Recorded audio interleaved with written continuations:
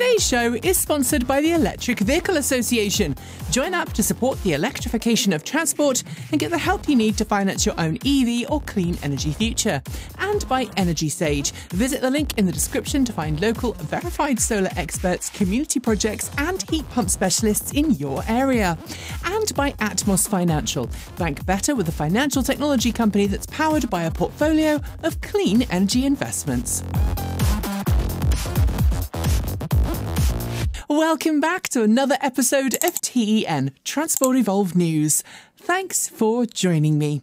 Before we get into the main body of stories today, a quick update for those with Juice Box charging stations. As I reported last week, a last-minute reprieve means that for now, the EnelX servers are continuing to work, but we don't know for how long. Luckily, though, there's been some really great progress made on the Juice Rescue project, so if you do have a Juice Box, please don't throw it out. I've got some great hope we're getting close to multiple different solutions for existing owners, so watch this space. This week began with multiple rumours circulating suggesting that Italian electric motorcycle company Energica was in trouble, and by week's end, those rumours proved true. As the company published in an official statement midweek, the board of directors for the company held a meeting on the 14th of October where they agreed to enter the firm into bankruptcy judicial liquidation. Its majority shareholder, Ideanomics, has decided not to make a public comment as the bankruptcy was announced. With a truly impressive but short history, Energica wowed on the track and on the road, and as a fan of electric motorcycles, I think it was responsible for some of the very best electric motorcycles out there. I am truly gutted to hear this news, as I'm sure many of you are, but there is still hope someone will buy its assets and continue the name. Watch this space. It was the Paris Motor Show this week, and at it, there were plenty of reveals taking place. And while we do like to get B-roll for coverage, this time around, most automakers only made images available. I'm sorry.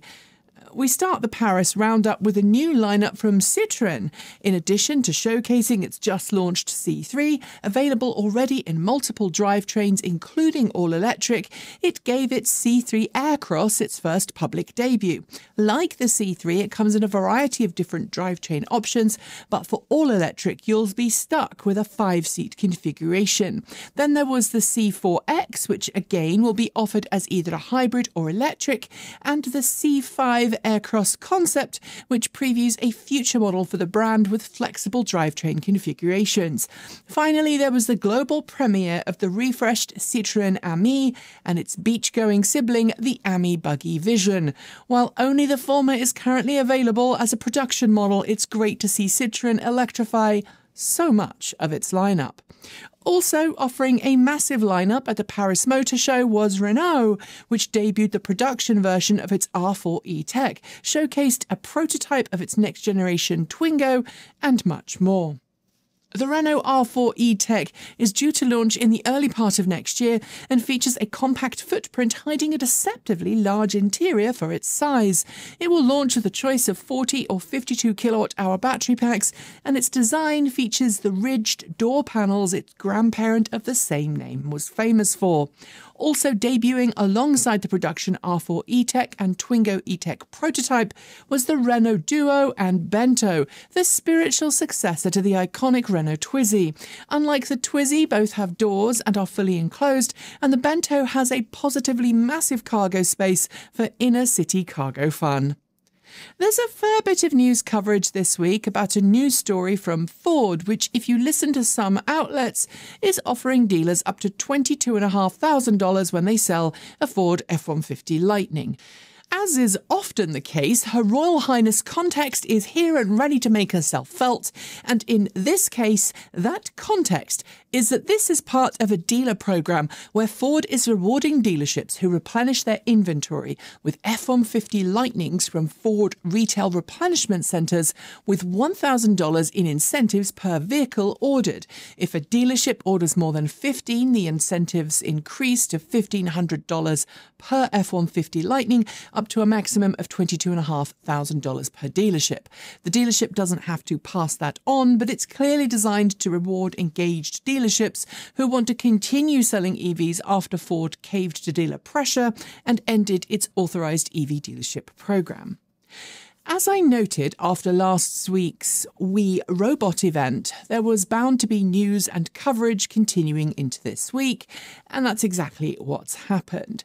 First, it's worth noting that Tesla has now apparently trademarked Robobus and Robotaxi, names that are different to the Robotaxi and Robovin that Elon Musk called them last week.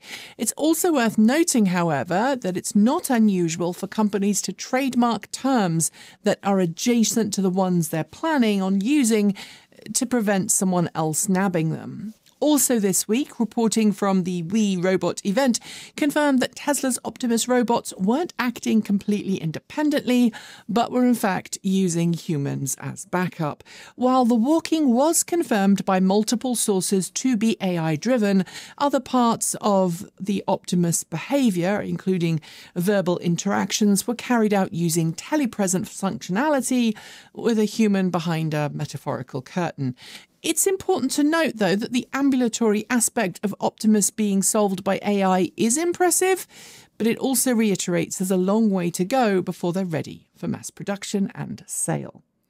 For the past few months, German eVTOL startup Lilium has been pursuing funding from multiple sources to help it bring its eVTOL jet to market. Earlier this year, the company warned it might have to leave Germany if it didn't get the support it needed to remain there, and for a while at least, the German government, as well as its home state of Bavaria, seemed to be interested in offering Lilium a loan guarantee to help fund its expansion. Bavaria's offer of €50 million made in September, though, came with a catch, that Lilium obtained an equal amount of funding from the German federal government. While the country's transport minister was open to the idea and everything looked like a done deal, a budget committee meeting this week seems to have scuppered the plan, with no federal loan agreement in sight. It's not clear what will happen next, but Lilium has stated it will leave the country if it can't get the support it says it needs to bring the Lilium jet to mass production. Aptera quietly pushed back some of its Aptera accelerator customer delivery estimates this week from 2025 to 2026, as it tries to continue to secure funding for mass production. Aptera accelerator program members are Aptera reservation holders who have made additional investments into the company in order to secure an early place in the production vehicle queue. And while Aptera confirmed this week that it does target production of around 60 launch edition models for next year, its remaining Aptera Accelerator Program members, about 1,940, will likely be waiting until 2026 for their vehicles. At least they will if Aptera can secure the $60 million it says it needs to advance to low-volume production. Full disclaimer, I am a reservation holder, but my order page says TBA, like many of you watching. I know this week's show isn't meant to be all bad news, but some weeks it is, and I'm afraid I have one more piece. BMW's CEO is calling for the EU to cancel its ICE vehicle sales ban, but not for the reasons you might think, at least the given reasons stated. That's because, speaking at the Paris Motor Show, Oliver Zipse said that the mood towards EVs in Europe among the industry was trending toward pessimism. He called on the EU to end its plan for a 2035 ban on all new vehicles with tailpipe emissions, stating that not doing so would make Europe overly reliant on Chinese-made battery packs, which of course right now is something of a political hot potato in its own right. Zipse says that banning vehicles with carbon dioxide emissions will shrink the auto industry, but I'm going to leave it to you to civilly discuss in the comments below if you think that's a good or a bad thing. Staying in Europe, Transport and Environment has sent a letter to the Czech Government asking it to effectively rescind its approval of private imported Tesla Cybertrucks to the nation. Citing European legislation, the non-profit, accompanied by signatories from a half dozen other important environmental and safety-focused non-profits, states that when a private importer petitioned the Czech government to allow a Tesla Cybertruck to be imported under light-duty vehicle classifications, that importer misquoted the vehicle's weight to circumvent the EU's N1 weight test on light-duty vehicles. The letter quotes the actual vehicle's weight and notes that a Tesla Cybertruck and, I might add, other production EV pickups around the world weigh more than N1 allows and therefore cannot legally be imported as passenger vehicles. It also states that the Cybertruck would fail to meet crash tests in Europe and also posits, due to the way the US crash test system is self-certifies, questions if it actually also meets US safety standards. We will keep you posted on this one. And to finish the segment, some good news about battery prices from Goldman Sachs, which has been tracking the price of EV battery packs for some time now. In its latest paper on EV battery prices, its automotive team states that EV battery prices are now forecast to fall to $82 per kilowatt hour of installed capacity by 2026, which, in case you're interested, is about 55% of what batteries cost just last year. It also estimates that it's a 26% drop from how much batteries have cost on average this year. It's also worth noting that EV prices did grow a little in 2022 and 2023, mostly I'm going to guess because of the impact of COVID. But we could see EV battery prices as low as $65 per kilowatt hour by the end of this decade. Our short shorts are coming next, but first a word from today's video sponsor, EnergySage. EnergySage helps homeowners connect with local verified solar installers across the US and now heat pump specialists in select markets who really know their stuff and can help you navigate the process of installing solar panels, help you join a community solar program, or get a heat pump installed. I used EnergySage when we were looking for installers willing to help us put solar panels on the roof of our home, and our EnergySage verified installers are professional, knowledgeable, and even put us in touch with an amazing credit union that allowed us to finance our panels for as low a monthly payment as possible. Follow the links below to sign up for either of EnergySage's free, no-obligation services and get that ball rolling today. If you choose to use an EnergySage installer for your project, we will also get a small referral fee, so you'll be helping us out too. Help the grid get greener, save money, and support this channel? It's a win-win-win. And now it's time for short shorts. Audi has officially recalled Audi RS e-tron models to address the very same battery manufacturing defect identified recently in Porsche Taycan models. A manufacturing defect can lead to battery short circuits, which can then cause fires, hence the official recall. Porsche has announced a recall campaign for the rear-view cameras on certain model year Taycan EVs. Like a very similar recall with the Tesla Cybertruck, rear cameras aren't activating quickly enough on selection of reverse gear, which is a violation of federal motor vehicle safety standards. GM is recalling a slew of vehicles, including Equinox EV and Blazer EV, to address a broken door striker that could cause doors to unexpectedly open when being driven along. And now we know why our planned review car for the Equinox EV was hastily rescheduled recently. BMW has issued a pretty widespread recall of a large part of its vehicle lineup across its various brands to address a loss of power brake assist. Affected models do include a number of EVs, and as usual, BMW will contact owners of affected vehicles to arrange resolution.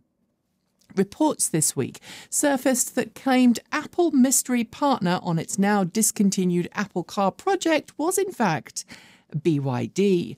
Reuters claims this week that the two firms started working together in 2017 to work on an LFP battery pack for use in Apple's now not coming mysterious EV. Daimler Trucks North America has just made a delivery of 29 Freightliner e-Cascadia Class 8 big rigs to the Reyes Group. Just like the electric trucks being used by some of its rivals, Reyes will use them for beverage deliveries in California. Fresh off the heels of the launch of its first EVs in Europe, Stellantis' EV partner Leap Motor unveiled the B10 SUV at the Paris Motor Show this week. It's another SUV, a Class C segment SUV to be accurate, that will go on sale around the world next year. Pricing has yet to be confirmed. Ahead of its official press drive event for the launch of North American sales of the long-wheelbase Volkswagen ID Buzz, the company announced a 3-year charging partnership with Electrify America, featuring 500 kilowatt-hours of complimentary charging and then discounted charging rates after. And yes, I was at the event. The review will follow. More and more companies stepped up to the plate this week to offer EnelX customers the chance to swap out their juice boxes, commercial and residential, with replacement units for discounted or special pricing. Among them, Blink, Smart Charge America, and National Charging Solutions.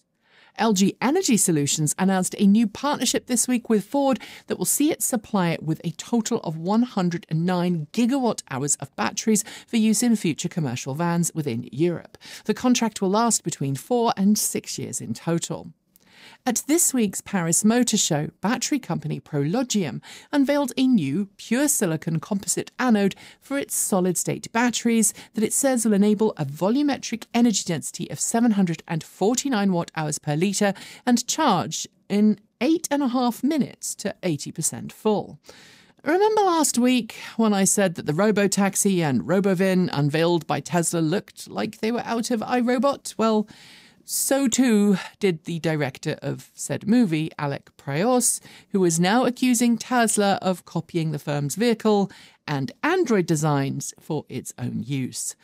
Juiced Bikes, an electric bicycle company that went into bankruptcy protection earlier this year, appears to have been sold at auction for $1.225 million. So far, its IP branding and remaining stock appear to have been wrapped up in the sale.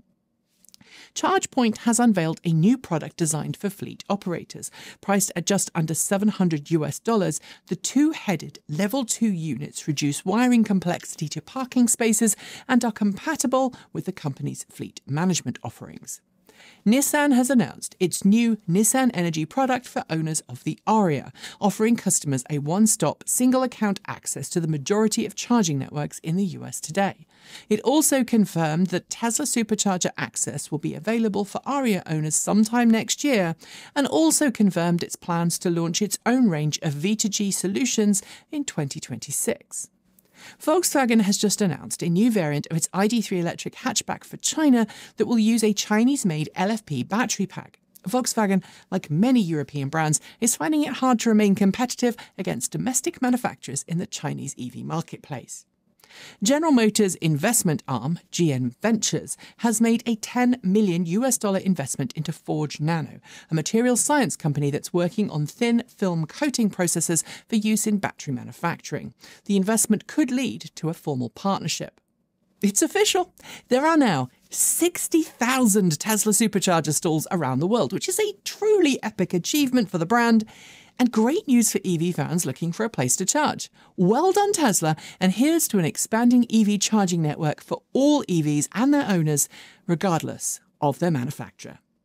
Microlino was at the Paris Motor Show this week, not only displaying its highly popular quadricycle, but also a brand new variant of the same, a vehicle that, and forgive me for the terrible Italian, is called the Spiaggina.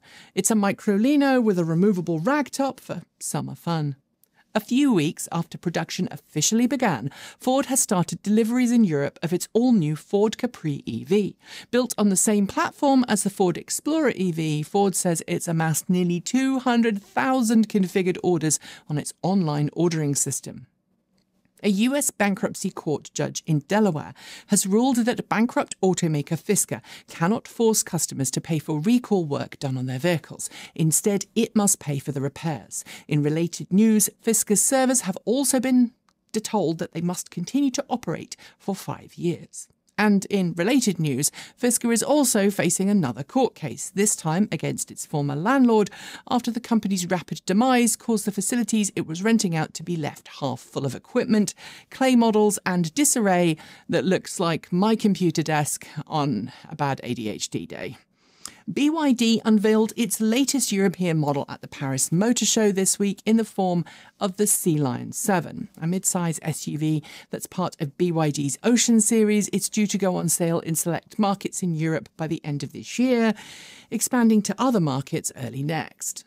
GMC, maker of the Hummer EV and the Sierra EV Denali, has confirmed that for 2025, the Edition 1 of the high-end electric pickup will be available to buy from $89,000. That's still a lot of money, but it's 10 grand cheaper than the current year version. Mini unveiled 2 new electric models at the Paris Motor Show, both John Cooper Works variants. Enter the Mini John Cooper Works Electric and Mini John Cooper Works Aceman, which will go on sale early next year, complete with performance-tweaked drivetrains. When I drove the Honda Prologue earlier this year, I was impressed with the car's finish and feel, and said it was like a GM EV that had gone to school in Japan. Seems like many buyers agree because the Prologue was the 5th best-selling EV in the US in the 3rd quarter. New data from Edmunds suggests a massive 80% of EVs being handed over at dealerships right now are being leased rather than purchased. That is nearly 3 times the industry average and a massive increase on just 18% leased vehicles at the start of this year for the EV industry. Mercedes-Benz has announced a substantial change to its lineup for 2025, with the majority of its EVs getting larger capacity battery packs for the 2nd year running. Also new for this year is the G-Wagon with EQ technology in the US. It's super expensive. Lucid has announced it's going to be making a common stock sale to raise money. At the time of writing, the sale is expected to offer around 262 million shares of common stock with a goal of raising $860 million in capital. Tesla confirmed this week its timeline for customers wanting to use its PowerShare features with their Cybertruck to power their home. Tesla says enabling PowerShare may take up to a week when everything is good to go, but timelines depend on your home installation, if you have solar or power walls, local regulations, and finally how receptive to V2G your local utility is. Specialist firefighting equipment manufacturer Rosenbauer has confirmed that its new 6x6 all-electric Panther fire tender is ready to order. Designed to be used for emergency responses at airports, the company says it's faster and quicker than the non-electric competition. EV fans in the UK, rejoice! You can now order an all-electric car for the same price as a non-electric version. That's because Vauxhall has just priced its new Frontera at the same price, regardless of its powertrain. It's going to be interesting to see the sales figures for this one for sure. The rumours are sadly true. At the end of the contract in 2026, Stellantis CEO Carlos Tavares will leave the company. The reason? Board members and shareholders have been really unhappy with his leadership at the firm and the way he handled EV plans and strikes. Charging network operator EV Box, which was just a few years ago something of a darling in the space, has all but ceased operations. Since its acquisition by Engini in 2017, EVBox has posted losses totaling €800 million, and we don't know what the future of the company holds. We'll keep you posted. In a similar vein, Nikola Motors has just laid off 15% of its staff in the US, equivalent to 135 people. Last quarter, it delivered 88 fuel cell trucks, but it's just struggling to drum up interest for hydrogen fuel cell vehicles in the age of EVs. And finally, for the shorts, do you remember Tesla's famous one-time only offer for customers who wanted to transfer FSD functionality from their existing Tesla to a new one? Well, it's back for the 4th time. Good for customers, but it does remind us all to never say one time only. And those are your shorts. There will be more next week. Our final 2 stories are next, but first, a quick word from friend of the channel, Atmos Financial. Imagine a bank where your savings not only grow, but also go towards growing a greener world. That's exactly what Atmos Financial does for you. With Atmos, every dollar in your checking and savings account is funding projects that light up lives with solar energy rather than fossil fuels. Atmos is banking that builds a better tomorrow with every swipe of your card today, because it's committed to investing 100% into clean, equitable, and sustainable progress. With a competitive savings rate and a mobile app, your finances and the climate can go hand in hand. It charges no monthly fees, and there are no minimums keeping you awake at night, and it also even offers accessible solar loans for those who want to give the fossil fuel industry the ultimate middle finger. By joining Atmos using the link below, you're not only choosing a smarter way to bank, you're planting seeds for a healthier earth. And every sign-up supports this channel, so it means that we can keep bringing you the content you love. I am personally a customer, and I love knowing that I'm helping save money while making sure that money doesn't end up funding the fossil fuel industry. As always, thanks to Atmos for their sponsorship of the show. And now it's time for those last two stories. As I alluded to earlier in this show, I love riding and hearing about electric motorcycles. And one of my favourite channels to watch right now on YouTube is Mark Travels. He's exploring the world on a zero motorcycle called Eve. But in Africa, a different long-distance electric motorcycle trip has just successfully completed thanks to African EV startup Rome. It's just celebrated the completion of a 6,000-kilometre trip across the continent by two riders on its newest electric motorcycle, the Rome Air. But what's different about this particular trip is the entire 17-day journey relied entirely on solar-powered charging. This highlights the way that electric vehicles can operate independently of an electrical grid, regardless of how remote the area is. Not only is it an epic story of hope for the future, it's also the first solar electric motorcycle crossing of Africa. Well done, guys. And finally, I'm pretty sure that most of you know that I am a farm girl, and as such, I have a soft spot for the iconic Land Rover Series 1 through 3, and of course, the Land Rover Defender that built on the design after. And I'll be honest, if I had my druthers and the money, I would love to have an all-electric Land Rover, but well, that tends to be well out of my price range. But if you're looking for something that offers modern performance inside classic design, then look no further than the Anti-Cybertruck, aka the all-electric Land Rover Series 109 from Zero Labs. It's just been officially announced by the company and features the iconic Land Rover design atop a new chassis containing drivetrain and battery packs. You can head to the Zero Labs site now and configure your very own, with vehicles expected to begin deliveries next year. I'm in love, so if you do get one, please let me have a play.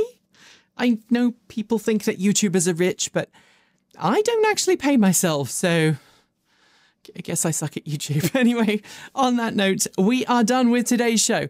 As always, a huge thank you to the Electric Vehicle Association for sponsoring today's show. They have been advocating for EVs since 1967 and firmly believe our future depends on us making the switch to clean, green electric cars today.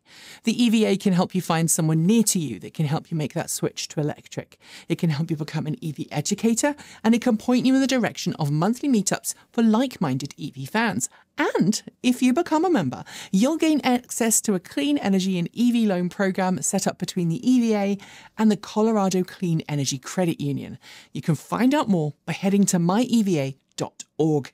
And thanks to Energy Sage, follow the link below to find out how easy it can be to get verified, trustworthy solar experts helping you make the step towards energy self-sufficiency through solar on the roof of your home, by joining a community solar project, or by getting a heat pump installed.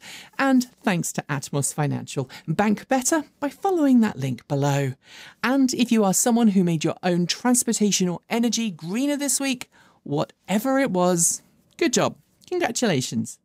If you'd like to support the channel directly, please consider supporting us from $1 a month on Patreon, which is about $10.08 a year, or by visiting our swag store.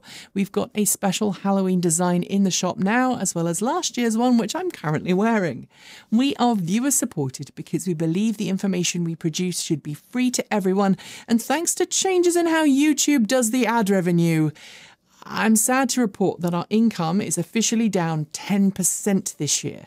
And that's really made it difficult to meet the bills. So if you do support the channel, thank you. I really am not being hyperbolic when I say you will make this possible. You really do. We'll be back next week as usual with content going out every Monday, Wednesday, Friday, Saturday and Sunday. And to finish, remember that you are valid and loved, and you have a place in this world, regardless of what rich idiots, religious zealots, large companies and greedy politicians say. know that your existence is resistance. And while most US states have now got past the deadline for voter registration for November's election, if you are a US citizen, spend some time doing your research this week as to whom you're going to vote for, both at the national level and at the local level. Down ballot races are just as important, in fact, more important than who gets to sit behind the Resolute desk. So until next time, stay safe, regardless of your identity or who you love. Be an amazing ally, be kind, and please, for the sake of everyone's future, keep evolving.